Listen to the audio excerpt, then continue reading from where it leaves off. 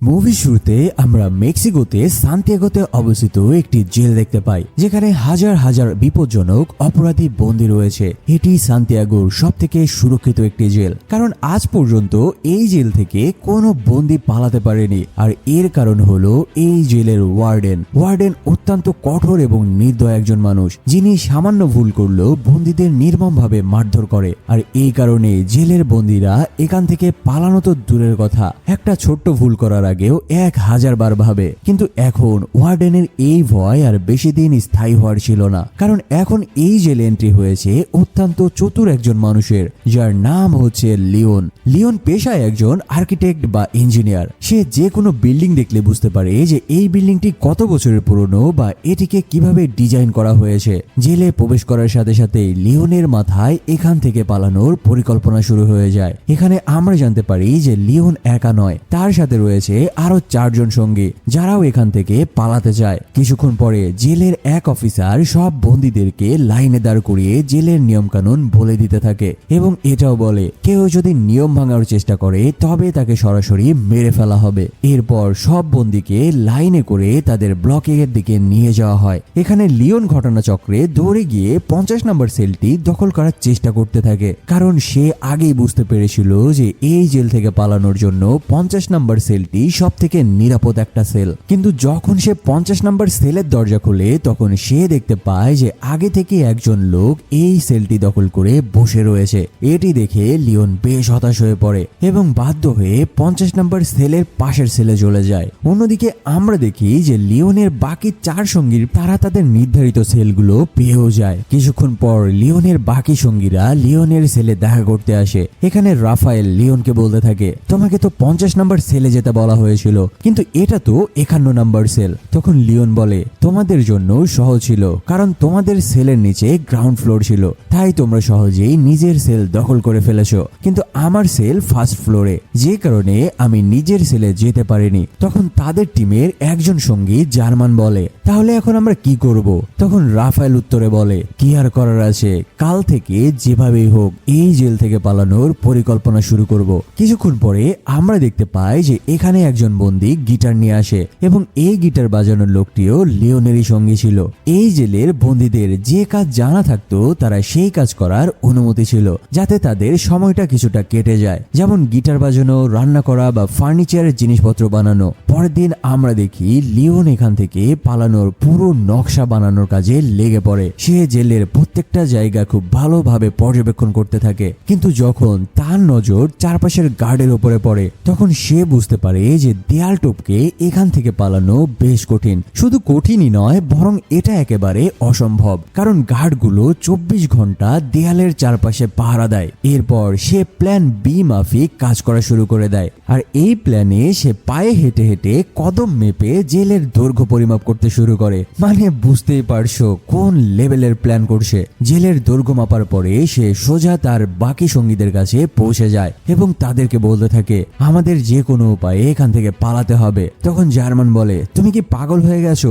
এখান থেকে পালানো অসম্ভব, কারণ আমরা যে পরিকল্পনা করেছিলাম তা কোনোভাবেই সম্ভব নয়, কারণ গার্ডগুলো সব সময় আমাদের উপরে নজর রাখছে, আর জেলের চারপাশে যে উঁচু দেয়াল রয়েছে সেটা টপকে পার হওয়া তো একেবারে অসম্ভব। যদি সামান্যতম আমাদের উপরে সন্দেহ হয় তবে সরাসরি আমাদেরকে মেরে ফেলা হবে। তখন লিওন বলে, আমি পা মেপে জেলের বাইরে যাওয়ার রাস্তা মেপে নিয়েছি। আমরা এখান থেকে জেলের বাইরে যাওয়ার রাস্তা থেকে মাত্র 90 মিটার দূরে দাঁড়িয়ে রয়েছি, তাই আমাদের দেয়াল টপকে এখান থেকে পালাতে হবে না, বরং আমরা মাটির নিচে একটি সুড়ঙ্গ তৈরি করব, যা এখান থেকে সোজা জেলের বাইরে চলে যাবে। জেলের বাইরে একটা জঙ্গলও রয়েছে, আর আমরা যদি একবার সুড়ঙ্গ করে জেলের বাইরে বের হয়ে জঙ্গলের মধ্যে ছড়িয়ে পড়ি, তবে গার্ডরা কেন, গার্ডের বাপেরাও আমাদেরকে খুঁজে পাবে না। কিন্তু এখানে তাদের মাথায় সব থেকে বড় প্রশ্ন আসে, এত দীর্ঘ সুড়ঙ্গ যখন তৈরি করা হবে, তখন সেই সুড়ঙ্গ থেকে বের হওয়া মাটি তারা কোথায় ফেলবে? এই প্রশ্নটি 3 জনকে বেশ চিন্তায় ফেলে দেয়,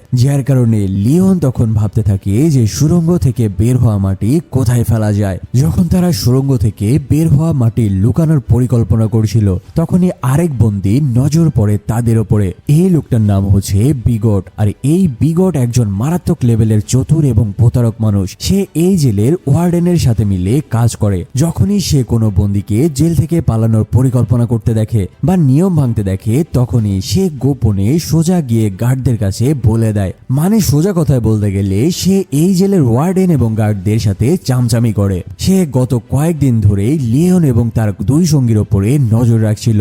এই তিনজনকে অনেকক্ষণ ধরে একসাথে কথা বলতে দেখে বিগটের মনে সন্দেহ জেগে বসে। তাই সে সোজা এসে রাফায়েলের সাথে দেখা করে এবং তাকে বলতে থাকে, আমি গত কয়েকদিন ধরে তোমাদের তিনজনের ওপরে নজর রাখছি এবং আমি জানি তোমরা এখান থেকে পালানোর প্ল্যান করছো, তাই আমাকেও তোমাদের সাথে এই প্ল্যানে যোগ করে নাও। আমিও তোমাদের সাথে এই জেল থেকে পালাতে চাই। এখানে বিগটের মুখের অভিব্যক্তি দেখেই রাফায়েল কিছুটা গড়বড় বুঝে যায়, যার কারণে রাফায়েল বিগটকে বলতে থাকে, আরে এমন কোনো ব্যাপার না, আমরা তিনজন বন্ধু মিলে এমনিতেই তো গল্প করছিলাম, আমাদের এখান থেকে পালানোর কোনো প্ল্যানই নেই। আর এই জেল থেকে পালানো তো দূরের কথা, পালানোর পরিকল্পনাও কেউ করতেও পারবে না। পরের দিন লিওন, জার্মান এবং রাফায়েল তিনজনেই নিচের সেলে চলে আসে। রাফায়েল এক পাশে দেয়ালের দিকে তাকিয়ে বলতে থাকে, আমরা এই দেয়াল খুঁড়েই সুড়ঙ্গ বানাবো, কিন্তু সমস্যা ছিল যদি খোঁড়ার কাজ শুরু হয় তবে সুড়ঙ্গ খোলা রাখা যাবে না, কারণ প্রত্যেকদিন সন্ধ্যাবেলায় গার্ডরা প্রত্যেকটি সেল একেবারে খুঁটিয়ে খুঁটিয়ে চেকিং করতে আসে।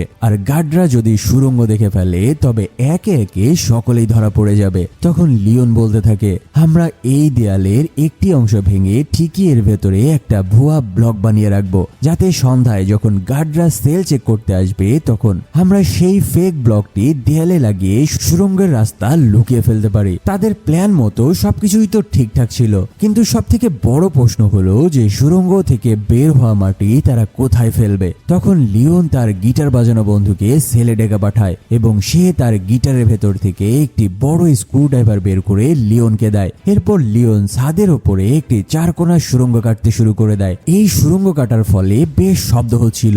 এখন এই শব্দ থেকে বাঁচতে গিটার বাজানো লোকটি গান গেয়ে উচ্চ স্বরে গিটার বাজানো শুরু করে দেয়, যাতে সেলের ভেতরের শব্দ তারা শুনতে না পায়। আর কিছুক্ষণ পরিশ্রমের পরেই লিওন ছাদের ওপরে একটা সুড়ঙ্গ তৈরি করতে সক্ষম হয়। এরপর লিওন সেই সুড়ঙ্গের ফুটো দিয়েই তার মাথা ছাদের ওপরে বের করে দেয়। আর তখনই সে ছাদের ওপরে বিশাল বড় একটা ফাঁকা জায়গা দেখতে পায়। এটি দেখে লিওন বেশ খুশি হয়ে যায়, কারণ এই ফাঁকা জায়গাতে 80 টনেরও বেশি মাটি সহজেই রাখা যাবে। তাদের একটা সুড়ঙ্গ করতেই সন্ধ্যা নেমে আসে আর শীঘ্রই গার্ডরা এসে সেল চেকিং শুরু করবে। তাই রাফায়েল ভয় পেয়ে যায় এবং বলতে থাকে, আমাদের তাড়াতাড়ি এই ফুটোটাকে বন্ধ করতে হবে। তখন লিওন বলতে থাকে, তাড়াতাড়ি আমাকে 1 ডজন ডিম নিয়ে এসে দাও। এটি শুনে রাফায়েল মারাত্মক রেগে যায় এবং তাকে বলে, এটা কি তোমার কাছে মজা করার সময়? তখন লিওন বলে, তুমি তাড়াতাড়ি ডিম নিয়ে এসো। যাই হোক, কি আর করা, টিম লিডারের কথা শুনে রাফায়েল ডিম নিয়ে আসতে যায়।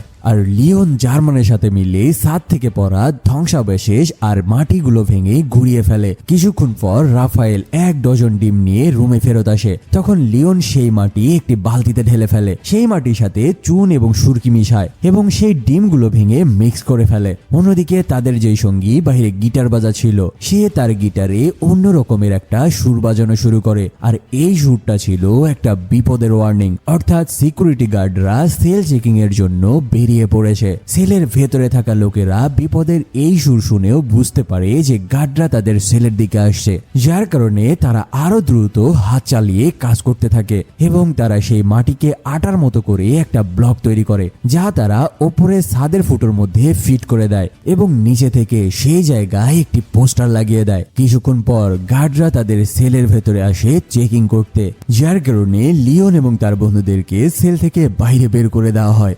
আজকে তোমাদের সাথে একটি আন্তর্জাতিক আকর্ষণীয় প্ল্যাটফর্ম শেয়ার করতে চাই, যেখানে তোমরা ক্রিকেট, ফুটবল বা টেনিস বল লাইভ উপভোগ করতে পারবে এবং ভবিষ্যৎবাণী করে আইফোন, ল্যাপটপের মতো পুরস্কার, এমনকি নগদ পুরস্কারও জেতার সুযোগ পাবে। এখানে ক্র্যাশ, ক্রিস্টাল, আন্ডার এবং ওভার 21 এছাড়াও আরো অনেক আকর্ষণীয় গেমও রয়েছে। রেজিস্ট্রেশন করার সময় আমার প্রোমো কোড BDSS7 ব্যবহার করে সাইন আপ করলে তোমার প্রথম জামানতে পেয়ে যাচ্ছ সর্বোচ্চ 24,000 টাকা পর্যন্ত। আর জেতা টাকাগুলো খুব সহজে বিকাশ, ব্যাংক, ক্রিপ্টো, পেপাল এবং আরো অনেক সহজ মাধ্যমে তুলেও নিতে পারবে। এছাড়াও এখানে রয়েছে 7 দিন 24 ঘন্টা গ্রাহক সহায়তা। তাহলে আর দেরি কিসের, পিন কমেন্ট থেকে রেজিস্ট্রেশন করে ফেলো এবং রেজিস্ট্রেশনের সময় আমার প্রোমো কোড BDSS7 ব্যবহার করে নিজের বোনাস বুঝে নাও। এটি একটি বিজ্ঞাপন ছিল মাত্র, এখানে আর্থিক ক্ষতির সম্ভাবনা রয়েছে, তাই এই সকল সাইটে ইনভেস্ট করার আগে জেনে বুঝে বা নিজ দায়িত্বে ইনভেস্ট করার অনুরোধ রইল। গার্ডরা তাদের সেল ভালোভাবে চেক করতে থাকে খুঁটিয়ে খাটিয়ে, কিন্তু ভেতরে তারা কোনো কোনো কিছুই পায় না। তখনই এক গার্ডের চোখে পড়ে ওপরে ছাদে লাগানো সেই পোস্টারটি। কিন্তু সেই গার্ডটি যখন পোস্টারটি খুলতে যাবে ঠিক সেই মুহূর্তে বাইরে থেকে অন্য আরেক গার্ড তাকে ডাক দেয়। এটা শুনে সেই গার্ডটি পোস্টারটি না খুলে সেখান থেকে চলে যায়। আর এই যাত্রায় তারা সকলেই ধরা পড়া থেকে প্রাণে বেঁচে যায়। এভাবেই তাদের এই জেলে 34 দিন পার হয়ে গিয়েছিল এবং যত দ্রুত সম্ভব তাদেরকে এই জেল থেকে পালাতে হবে। তাই লিওন এবং জার্মান ছাদের উপরে উঠে কাঠের একটি ফাঁকা বক্স তৈরি করে এবং সেই বক্সের বাক্সে একটা সাদা সিমেন্ট ভরে ছাদের উপরে রেখে আসে। কিছুদিন পরে তাদের সেই ব্লকটি তৈরি হয়ে যায়। এখন পালা ছিল সুড়ঙ্গ কাটার। এরপর তারা খোঁড়ার কাজে লেগে পড়ে যায়। তারা দেয়ালের একদম নিচের অংশটি আগে থেকে তৈরি করা সেই ব্লকের মাপ অনুযায়ী কাটতে শুরু করে। কিন্তু খোঁড়ার সময়ে বেশ শব্দ হচ্ছিল, যার আওয়াজ কিছু গার্ড ইতিমধ্যেই শুনে ফেলে এবং তারা ওই সেলের দিকে এগিয়ে আসতে থাকে। কিন্তু গার্ডরা পৌঁছানোর আগেই তাদের গিটার বাজানো সেই সঙ্গী এসে জানিয়ে দেয় যে গার্ডরা তাদের সেলের দিকে আসছে। এটা শুনে সকলেই ভয় পেয়ে যায়, কারণ তারা দেয়ালের যে অংশটি কেটেছিল তাদের তৈরি করা ব্লকের সে ছোট ছিল, যার মধ্যে ব্লকটি মোটামুটি ফিট হচ্ছিল না। যখন তারা অন্য কোনো উপায় খুঁজে পাচ্ছিল না তখন তারা তাড়াতাড়ি ভাঙা দেয়ালের মালামাল গুটিয়ে নেয় এবং যে জায়গায় সুড়ঙ্গ বানানো হচ্ছিল সেখানে সূক্ষ্মভাবে জিনিসপত্র রেখে জায়গাটি কোনো রকমে ঢেকে দেয় এবং নিজ নিজ কাজে ব্যস্ত হয়ে পড়ে, যাতে গার্ডের মনে বিন্দু মাত্র সন্দেহ না তৈরি হয়। কিছুক্ষণ পর এক গার্ড তাদের জেলের ভেতরে ঢুকে এবং সেলের চারদিক নজর ঘুরিয়ে ঘুরিয়ে ভালোভাবে চেক করতে থাকে যে এখান থেকে পালানোর কোনো পরিকল্পনা করছে কিনা। কিন্তু সেই গার্ড অস্বাভাবিকভাবে কোনো কিছুই দেখতে পায় না, তাই সে সেখান থেকে চলে যায়। গার্ড যেতেই তারা আবারও রেডিওর সাউন্ড বাড়িয়ে দেয় এবং আবারও খোঁড়ার কাজে লেগে পড়ে যায়। কয়েক ঘন্টায় কঠোর পরিশ্রম করার পরে অবশেষে তারা ব্লকের আকারের মতো একটা নিখুঁত অংশ কাটতে সক্ষম হয় এবং সাদা সিমেন্টের ব্লকটি সেখানে ফিট করে দেয়। এরপর খোঁড়া থেকে বের হওয়া মাটি তারা একটা ব্যাগে ভরে নেয় এবং সেই ব্যাগটি ওপরের সেলের দিকে নিয়ে যেতে থাকে, যেখানে তারা আগেই সেলের ছাদ ভেঙে ফুটো বানিয়ে রেখেছিল এবং ডিম মাটির মিশ্রণ দিয়ে ছোট্ট ব্লক দিয়ে ঢেকে রেখেছিল। তারা সেই ব্লকটি বের করে যার উপরে ফাঁকা একটি জায়গা ছিল আর সেই মাটিগুলো ওই ফাঁকা জায়গাতেই জমা করা শুরু করে। ছাদে মাটি রাখার পর তারা ছাদের ব্লকটি আবারও লাগিয়ে সাদা সিমেন্ট দিয়ে কভার করে দেয় এবং ওপরে আবারও সেই পোস্টার লাগিয়ে দেয়। একইভাবে প্রতিদিন সেই গিটার বাজানোর সঙ্গী গিটার বাজিয়ে মানুষদের মনোযোগ অন্যদিকে ঘুরিয়ে রাখতো, পাশাপাশি পুলিশের ওপরেও নজর রাখতো। আর লিওন, রাফায়েল ও জার্মান নিচের সেলের সুড়ঙ্গ খুঁড়তো। সুড়ঙ্গ থেকে যে মাটি বের হতো তারা সেই মাটি আলাদা আলাদা ব্যাগে করে বিভিন্ন উপায়ে উপরের সেলের ছাদে নিয়ে যেয়ে জমা করতে থাকে। এভাবেই তারা সারা দিনের একটা রুটিন বানিয়ে নেয় এবং বেশ কিছুদিন ধরে তাদের খোঁড়ার কাজ খুব চালাকির সাথে চালিয়ে যেতে থাকে। কিন্তু অস্কার নামের এক বন্দী এদের ওপরে সন্দেহ হয়, কারণ সে গত কয়েকদিন ধরে এদেরকে লক্ষ্য করছিল। সে দেখে যে এরা প্রত্যেকদিন একই প্যাটার্ন অনুসরণ করে নিচের সেল থেকে উপরে সেলে যায়, আর যাওয়ার সময়ে তারা সব সময়ে হাতে ব্যাগ বা বালতি নিয়ে উপরে ওঠে। এই সব দেখে অস্কারের মনে সন্দেহ হলেও সে কাউকে কিছু না বলে চুপচাপ তাদের উপরে নজর রাখতে থাকে। এভাবে তাদের এই জেলের মধ্যে 70 দিন পার হয়ে গেছে। লিওন যখন সুড়ঙ্গটি মাপে তখন সে বুঝতে পারে যে 70 দিনে তারা মাত্র 5 মিটার সুড়ঙ্গ বানাতে পেরেছে। এটা দেখে লিওন বেশ হতাশ হয়ে পড়ে এবং বুঝতে পারে যে তারা 5 জন মানুষ মিলে এভাবে সুড়ঙ্গটি কখনোই শেষ করতে পারবে না। তাই সে তার সঙ্গীদেরকে বলে, আমাদের কাজ শেষ করতে হলে আরো মানুষের প্রয়োজন। আমরা 5 জনে এই গতিতে মাটি কাটলে 5 বছর লেগে যাবে 90 মিটার সুড়ঙ্গ করতে। তাই আমাদেরকে আরো দ্রুত লোকবল বাড়াতে হবে। একদিন তাদের সঙ্গী জার্মান যখন ব্যাগে মাটি ভরে নিয়ে উপরে ছাদে যাচ্ছিল তখনই এক গার্ড তাকে আটকে দেয় এবং তাকে জিজ্ঞেস করতে থাকে যে এই ব্যাগের মধ্যে কি রয়েছে। জার্মান হেসে উত্তর দেয়, বিশেষ কিছু না, আমার দরকারি কিছু জিনিসপত্র ছিল তাই উপরে সেলে রাখতে যাচ্ছি। তার এই কথা শুনে পুলিশ বলতে থাকে যে ঠিক আছে, তোর এই ব্যাগ খুলে আমাকে দেখা যে ব্যাগের মধ্যে কি রয়েছে। জার্মান এই কথা শুনে বেশ ঘাবড়ে যায়। সে মনে মনে ভাবতে থাকে যে আজকে হয়তো তার শেষ দিন। কিন্তু ব্যাগ খুলতেই উপরে কিছু সাধারণ জিনিসপত্র দেখা যায়। প্রকৃতপক্ষে জার্মান আগে থেকেই এই ব্যাপারটা অনুমান করে ফেলেছিল, যার কারণে সে ব্যাগের নিচের দিকে মাটি রেখেছিল এবং উপরের দিকে সাধারণ কিছু জিনিস রেখেছিল। তবুও গার্ডের মনে সন্দেহ যায় না। সে জার্মানকে বলতে থাকে যে তুই আমার সাথে চেকিং রুমে আয়, তোর ব্যাগটা ভালোভাবে চেক করতে হবে। এখানে জার্মান চালাকি করে নিজে বসে থাকা লিওনের সাথে একই রকমের আরেকটি ব্যাগ বদল করে নিয়ে চেকিং রুমে চলে যায়। চেকিং রুমে গার্ড যখন পুরো ব্যাগ তল্লাশি করে তখন সাধারণ জিনিসপত্র ছাড়া আর কিছুই দেখতে পায় না। অবশেষে বাধ্য হয়ে সে জার্মানকে ছেড়ে দেয়। এভাবে জেলে তাদের ৮৬তম দিন পার হয়ে গিয়েছিল। আর এরা বেশি দিন এই জেলে থাকতেও চাচ্ছিল না, কারণ যত দিন পার হচ্ছিল তাদের ধরা পড়ে যাওয়ার চান্স বেড়ে যাচ্ছিল। তাই লিওন এবং তার সঙ্গীরা কাজ দ্রুত করতে ওপরের ফ্লোরের কিছু বন্দীদের নিজেদের সাথে মিলিয়ে নেয়। লিওন সেই নতুন বন্দীদের দেয়ালের ব্লক সরিয়ে সুড়ঙ্গ দেখায়। বাকি কয়েদিরা ভাবছিল তারা ৫ জন মিলে যদি ৭ মিটার সুড়ঙ্গ করতে পারে তবে সবাই মিলে কাজ করলে খুব তাড়াতাড়ি সুড়ঙ্গ শেষ হয়ে যাবে। আর এই নতুন বন্দীদের মধ্যে কয়েকজনের ফাঁসির আসামিও ছিল, যার কারণে তারা কোনো কিছু না ভেবেই জেল থেকে পালানোর প্ল্যানে সামিল হয়ে যায়। লিওন যখন বুঝতে পারে সবাই প্রস্তুত, তখন সে তাদের প্ল্যান জানায়। আমরা প্রতিদিন ১ ঘন্টা শিফটে কাজ করব। ২ জন ঘুরবে, ২ জন মাটি ওপরে নিয়ে যাবে আর ২ জন গার্ডদের ওপরে নজর রাখবে। বাকিরা জেলের সাধারণ কাজ করবে যাতে কারো কোনো সন্দেহ না হয়। আর যে সুড়ঙ্গ থেকে বের হবে তাকে সাথে সাথে গোসল করে জামা কাপড় ধুয়ে ফেলতে হবে, যাতে তার কাপড়ে লেগে থাকা মাটির দাগ দেখে গার্ডরা কোনো মাত্র সন্দেহ না করে। এখন কাজ খুব দ্রুত চলতে থাকে এবং তারা দিনে ১০০ কেজি করে মাটি ওপরে তুলতে থাকে। লিওন বুদ্ধি করে ওপরের ফ্লোরের বন্দীদের বেছে নিয়েছিল, যাতে সিঁড়ি দিয়ে বারবার ব্যাগ বা বালতিতে করে মাটি ওপরে তুলতে না হয়। আর এতে করে ধরা পড়ার ঝুঁকিও ছিল। তাই তারা যেই সেলে কাজ করছিল সেই সেলের সাথে একটা ফুটো করে দেয়, যাতে মাটি সরাসরি উপরে সেলের বন্দীদের কাছে পাস করে দেওয়া যায়। এতে করে ঝুঁকি কমে যায় এবং কাজের গতিও বহুগুণ বেড়ে যায়। যখন কেউ সুড়ঙ্গে কাজ করত তারা রেডিওর সাউন্ড বাড়িয়ে দিত এবং বাইরে সব বন্দী স্বাভাবিক থাকার ভান করত। গার্ডদের বিপদ দেখলেই তারা সেলের দরজায় নক করে সংকেত দিত, আর ভেতরের লোকেরা সবকিছুই আগের মতো করে কাজে লেগে পড়ত। তাদের এই রুটিন অনুযায়ী সবকিছুই পারফেক্ট ভাবে চলছিল। কিন্তু একদিন সন্ধ্যাবেলায় ফুটবল খেলার সময়ে অস্কার নামের সেই বন্দী রাফায়েলের কাছে এসে বলতে থাকে, আমি জানি তোমরা সুড়ঙ্গ কেটে ফেলেছো, আমি তোমাদের টিমে যোগ দিতে চাই। রাফায়েল তাকে লিওনের কাছে নিয়ে গেলে লিওন তাকে পর্যবেক্ষণ করে এবং সে বুঝতে পারে যে অস্কার নামের এই ছেলেটি একদম সহজ সরল, যার কারণে লিওন তাকে দলে নিয়ে নেয়। লিওন তার ২ সঙ্গী জার্মান এবং রাফায়েলকে বলে, যে গতিতে কাজ চলছে আমরা শীঘ্রই সুড়ঙ্গ শেষ করে ফেলে বাইরে বের হতে পারবো। কিন্তু বাইরে বের হওয়ার পর ধরা পড়ার ভয় রয়েছে, কারণ আমরা টিমে এখন ৫ জন নই, পুরো ৪০ জন হয়ে গেছে। বাইরে পুলিশ আমাদের দেখলে গাড়ি নিয়ে তাড়া করবে, তাই বাইরে থেকে সাহায্য করবে এরকম একজন মানুষের আমাদের প্রয়োজন, যে বের হওয়া মাত্রই আমাদের জন্য একটা বাস প্রস্তুত রাখবে।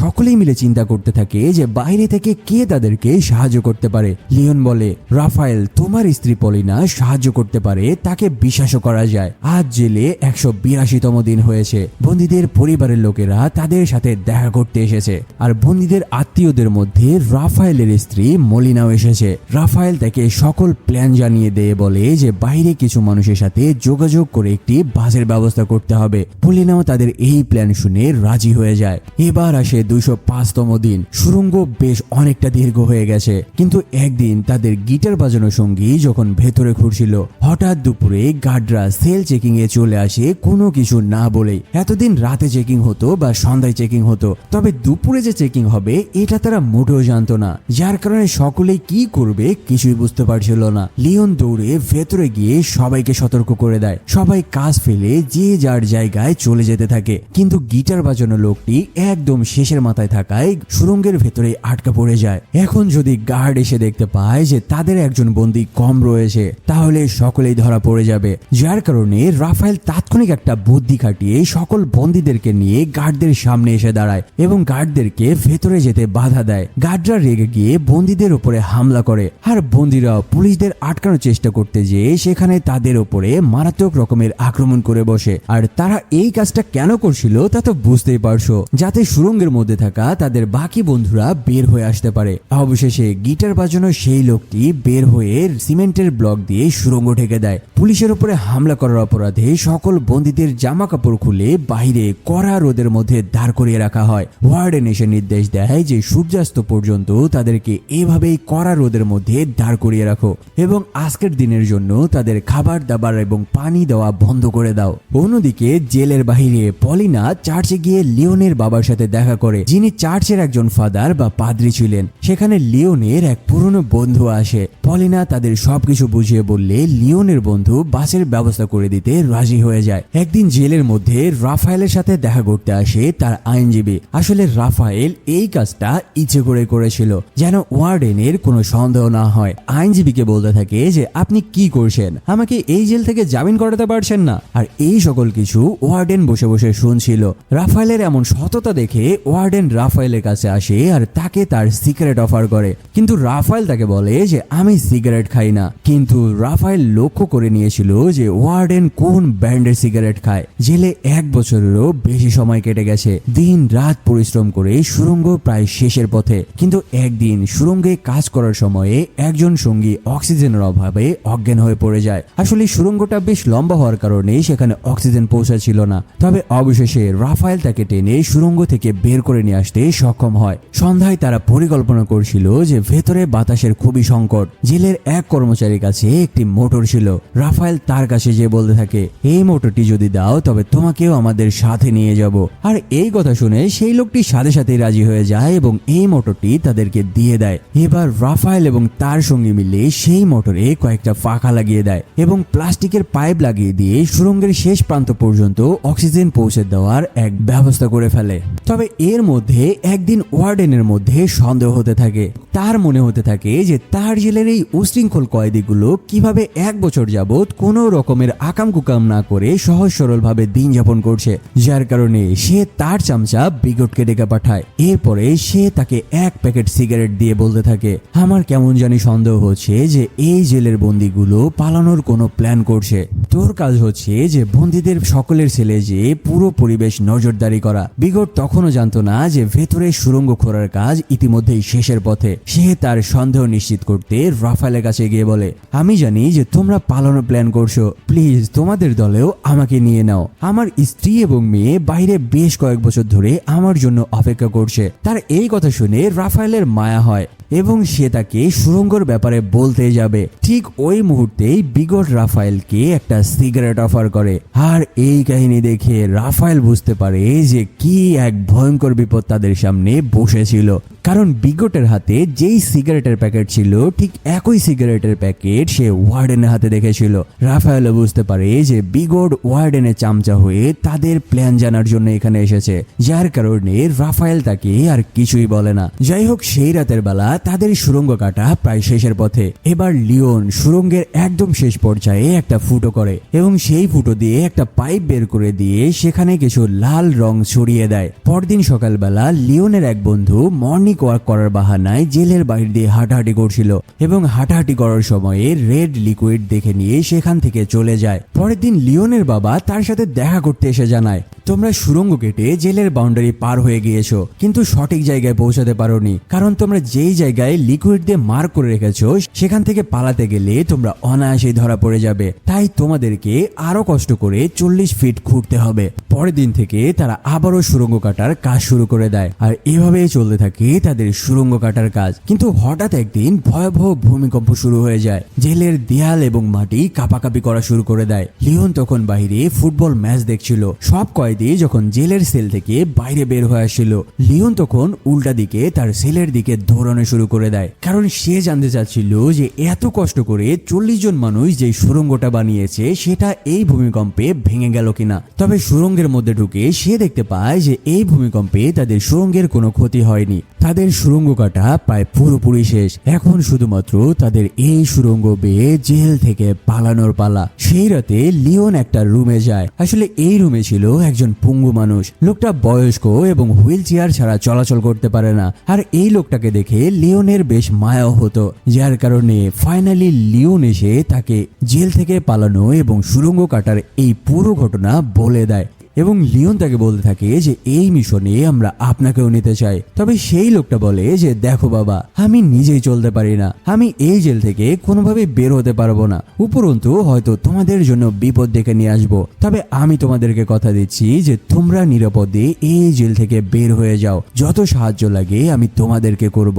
অবশেষে তাদের সেই কাঙ্ক্ষিত দিনের রাত চলে আসে। আজকে তারা এই জেল থেকে পালাতে চলেছে। রাতে যখন সকলেই টিভিতে রোমান্টিক সিনেমা দেখতে ব্যস্ত ছিল। তখন পালানোর দলে থাকা সকল বন্দী একে একে কিছুটা সময় গ্যাপ দিয়ে উঠে যেতে থাকে। বিগটের নজর যখন পেছনে যায়, সে দেখতে পায় যে প্রায় 40 থেকে 45 জনের মতো কয়েদি তাদের পেছনে নাই। সে রাফায়েলের সেলের দিকে যেতে চাইলে হুইল চেয়ারে থাকা সেই লোকটা তাকে আটকানোর চেষ্টা করতে থাকে, কিন্তু বিগট তাকে ধাক্কা দিয়ে ফেলে দিয়ে সেলের দিকে দৌড়াতে শুরু করে। লিওনের সেলের মধ্যে ঢুকেই তার মাথায় আকাশ ভেঙে পড়ে। সে ওই রুমের মধ্যে একটা সুড়ঙ্গ দেখতে পায় এবং সেই সুড়ঙ্গের কাছেই সে অস্কার নামক একজন ছেলেকেও দাঁড়িয়ে থাকতে দেখতে পায়। আসলে বিগট আসার আগেই সকলেই এই সুড়ঙ্গ দিয়ে একে একে পালিয়ে গিয়েছিল, শুধুমাত্র অস্কারই লাস্টে পালানোর জন্য বাকি ছিল। বিগট পুলিশকে ডাকতে গেলে অস্কার তাকে পেছন থেকে ধরে বসে। বিগট একটা স্ক্রু ড্রাইভার তুলে নিয়ে অস্কারের বুকের মধ্যে ঢুকিয়ে দিয়ে তাকে গুরুতর জখম করে, কিন্তু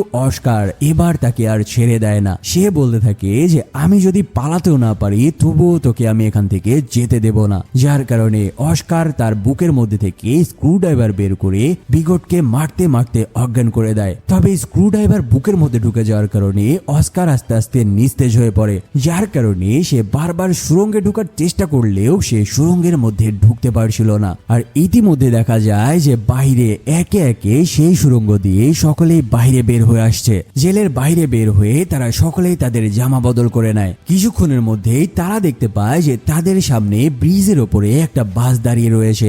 সকলে আসলেও অস্কার ততক্ষণ না আসায় জার্মান বেশ চিন্তিত হয়ে পড়ে। সে লিওনকে বলতে থাকে যে তাদের টিমের মধ্যে শুধুমাত্র অস্কারই এখন আসতে পারেনি। তখন লিওন বলতে থাকে যে নিশ্চয়ই সে কোনো বিপদে পড়েছে, যার কারণে লিওন সকলকে বাসের মধ্যে উঠে যাওয়ার জন্য অর্ডার দেয়। তবে জার্মান বলে যে লিওন আমার খুব ভালো বন্ধু এবং সে সহজ সরল একজন ছেলে, আমাদের উচিত তাকে এই বিপদ থেকে রক্ষা করা। যার কারণে জার্মান তাকে খুঁজতে আবারও সুড়ঙ্গ দিয়ে ভেতরের দিকে আসতে থাকে। ততক্ষণে এদিকে সেই রুমের মধ্যে তাদের সেই রোমান্টিক মুভিও শেষ হয়ে যায়, যার কারণে বাকি বন্দীরা তাদের নিজেদের সেলে ফিরতে শুরু করে। আর এতক্ষণে হুইল চেয়ারে বসা সেই বৃদ্ধ লোকটিও জেনে গেছে যে বন্দীরা সকলে পালিয়ে গেছে, যার কারণে বাকি বন্দীদেরকে সেই সুড়ঙ্গের কথা সে চিল্লিয়ে চিল্লিয়ে জানিয়ে দিতে থাকে। আর সকল বন্দী তাড়াহুড়ো করে শুধুমাত্র লিওনের সেলের দিকে দৌড়ানো শুরু করে দেয়। এমন হুড়োহুড়ি দেখে জেলের গার্ডরা বুঝতে পারে যে আজকে তাদের জেলে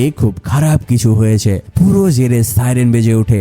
এই সাইরেন বাজার সাথে সাথে বাসের মধ্যে থাকা বাকি সকলেই বুঝতে পারে যে জেলের সিকিউরিটি ইতিমধ্যে তাদের এই সুড়ঙ্গের কথা জেনে গেছে। ওয়ার্ডেন যখন জানতে পারে যে তার সেল থেকে 40 জন কয়েদি সুড়ঙ্গ কেটে পালিয়েছে, এটা শুনে সে মারাত্মক ক্ষিপ্ত হয়ে যায়। বাসের মধ্যে থেকে সকলেই লিওনকে বলছিল যে দ্রুত এই জায়গা থেকে তাদের পালাতে হবে। তবে লিওন তাদেরকে বলে যে জার্মান এখনো সুড়ঙ্গ থেকে ফিরে আসেনি। কিছুক্ষণের মধ্যে জার্মান অবশেষে বাসের কাছে ফিরে আসে এবং সে বলতে থাকে যে সুড়ঙ্গের মধ্যে সে অস্কারকে কোথাও খুঁজে পায়নি। অবশেষে লিওন বুঝতে পারে যে অস্কারকে তারা আর কোনোদিনই সাথে নিতে পারবে না। অবশেষে সেই বাসটি দ্রুত বেগে সেখান থেকে পালিয়ে যেতে থাকে। জেল থেকে বেশ কিছু দূরে বাসটি যখন জঙ্গলের কাছে পৌঁছায়, তখন পলিনা বাসের মধ্যে উঠে তাদেরকে এক একজনকে ফেক আইডি এবং কিছু টাকা তুলে দিতে থাকে এবং তারা সকলে শেষবারের মতো আলিঙ্গন করে শেষ বিদায় নেয় এবং আলাদা আলাদা পথে তারা এক একজন বিদায় নিয়ে পালিয়ে যায়। এটি ছিল মেক্সিকোর ইতিহাসের অন্যতম সেরা এবং সবথেকে বড় জেল পালানো ঘটনা, যেটা ছিল একেবারেই সত্য ঘটনা, যেখানে একসাথে 49 জন বন্দী জেলের সুড়ঙ্গ কেটে পালিয়ে গিয়েছিল।